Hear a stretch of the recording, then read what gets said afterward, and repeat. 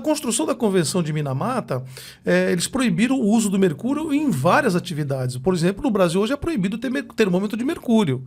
Né? E quem tiver, leve lá para a farmácia, devolva e pegue um sem mercúrio, que isso pode... Para você ter uma ideia, hoje nós tínhamos aquelas lâmpadas fluorescentes, era muito comum.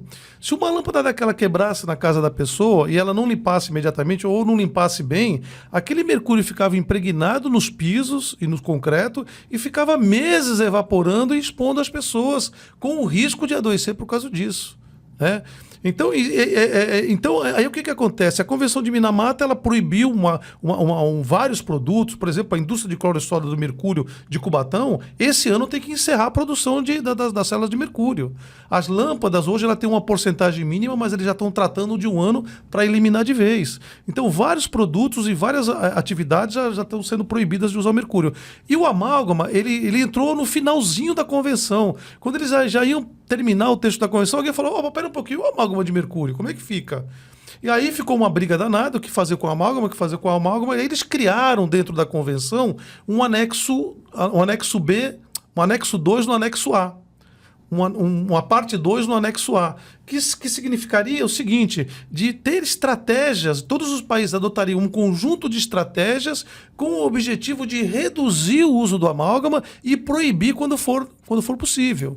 Né? E aí, conforme vem as COPs, como a Rafaela falou, as conferências das partes, nós tivemos a 4 e a 4.2, isso porque teve duas, 4 e 4.2, foi por causa da Covid, né? Porque teve uma que foi online, aí quando a Covid parou um pouco, eles fizeram a 4.2 para fechar presencialmente, e aí eles aprovaram lá a emenda das crianças. Então entrou uma nova emenda nessa convenção para que os países recomendem ou proíbam já o uso de amálgama nessas populações mais sensíveis, lactantes, gestantes e crianças até 15 anos. Né?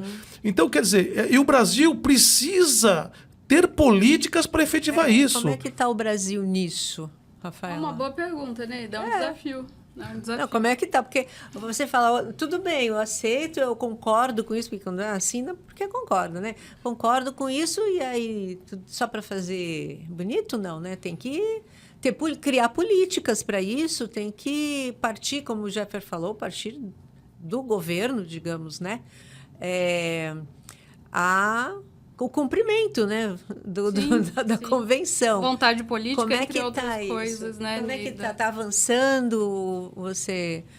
Claro que não está totalmente, porque a gente sabe que estão usando, né? Mas então, assim, existe por parte... Quando a gente fala, né, de políticas, enfim, a Convenção de Minamata, assim como qualquer outra, né, sempre vai haver ali um lobby. Então, lá na própria convenção tem pessoas que vão para lá para defender a continuidade do mercúrio. Então, você tem uma pressão, né, de grupos, né, que querem manter, inclusive na odontologia. Né? Então, você tem isso lá também. E a luta não termina lá. Por exemplo, mesmo com a emenda das crianças, você traz aqui para o seu país, né? E aí você tem que passar aqui por mais convencimentos, digamos assim. Pode ser. E aí você tem o quê? Não só os políticos em si, você também tem os secretários, né, dos órgãos, que aí vão contra, estão aliados a conselhos, por exemplo, que não querem banir, né, claramente. E expõe isso, tá? Isso está na rede social, tem tudo executivo, fala assim, não tem que banir o mercúrio. Né? E aí o que a gente observa também, né, em relação a esse lobby do mercúrio, tá? Então, a gente fala isso porque a gente está vivenciando, né? Não é tipo algo que eu estou lendo no artigo, tá? A gente tem vivenciado esse lobby, o quanto ele é forte, o quanto ele é silenciador, né? Inclusive de profissionais, às vezes, que se levantam. Tem bastante profissionais também que são a favor da nossa campanha, também estão junto, e o quanto, às vezes, tentam silenciá-los, né? Então, assim, a gente tem uma pressão muito forte, né? Isso, eu não sei se posso dizer que... Não é uma denúncia, mas é algo que a gente tem observado, tá, no nosso movimento, né? Nesse movimento, nessa campanha, que a gente tem conversado. Nós conversamos com secretários, com o pessoal de conselhos, enfim. E o que a gente observa é que há um lobby muito forte, e esse lobby, ele está nas secretarias também, sabe, Eneida? Então, é algo assim, é uma luta gigante, de titã, parece que não, mas né, que a gente tem vivenciado. E por isso que a gente pede sempre o apoio das entidades para estarem junto com a gente, dos movimentos, em prol da vida, sabe? Essa é a nossa luta, porque a gente está vendo assim, muita dificuldade. Porque você chega lá, por exemplo, num conselho, numa reunião, enfim, de secretários que estão ali, e eles têm o poder, digamos assim, né? Eles têm o poder para dizer, ó, não, isso aqui não queremos isso não é bom, tecnicamente falando, isso é péssimo. Né? Eles podem falar isso.